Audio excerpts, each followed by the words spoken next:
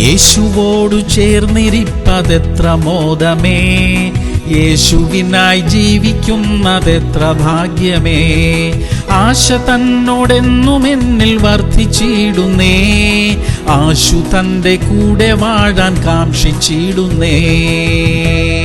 യെഹെസ്കേൽ 18:23. അവൻ തന്റെ വഴികളെ വിട്ടുതിരിഞ്ഞ് ജീവിക്കണമെന്നല്ലയോ എന്റെ താല്പര്യം എന്ന് യഹോവയായ കർത്താവിന്റെ അരുളപ്പാട്. പ്രിയമുള്ളവരെ, ആർക്കും ഒരു ദോഷവും സംഭവിച്ചു കാണാൻ ദൈവം ആഗ്രഹിക്കുന്നില്ല. എല്ലാവരും രക്ഷിക്കപ്പെടണമെന്നും എല്ലാവരും സന്തോഷത്തോടെ ജീവിക്കണമെന്നും എല്ലാവരും നിത്യജീവനിൽ എത്തണമെന്നുമാണ് ദൈവം ആഗ്രഹിക്കുന്നത്. ഒത്തിരി ചെറുപ്പക്കാരൊക്കെ വഴിതെറ്റി പോകുന്ന ഒരു സമയമായത്. അവർക്ക് വേണ്ടി നമുക്ക് പ്രാർത്ഥിക്കാം. ദൈവം ആഗ്രഹിക്കുന്നത് പോലെ എല്ലാവരും ദൈവത്തിന്റെ വഴിയിൽ ജീവിക്കട്ടെ. എല്ലാവരും ആരാധനകളിലും കൂട്ടായ്മകളിലുമൊക്കെ സംബന്ധിക്കട്ടെ. എല്ലാവരും കുടുംബത്തോടൊപ്പം ജീവിക്കട്ടെ. എല്ലാവരുടെ ജീവിതത്തിലും അനുഗ്രഹമുണ്ടാകട്ടെ. പ്രാർത്ഥിക്കാം. സ്വർഗീയ പിതാവേ, പാപവഴികളിൽ നിന്ന് എല്ലാവരും മാറി ജീവിക്കാൻ കൃപ തരണമേ. സന്തോഷകരമായ കുടുംബങ്ങളായി ദൈവത്തെ ആരാധിച്ചു ജീവിക്കുവാൻ ഞങ്ങളെയും ഞങ്ങളുടെ മക്കളെയും യുവതലമുറയെയും എല്ലാം കർത്താവ് സഹായിക്കണമേ. യേശു ക്രിസ്തുവിന്റെ നാമത്തിൽ തന്നെ. ആമേൻ, ആമേൻ, ആമേൻ.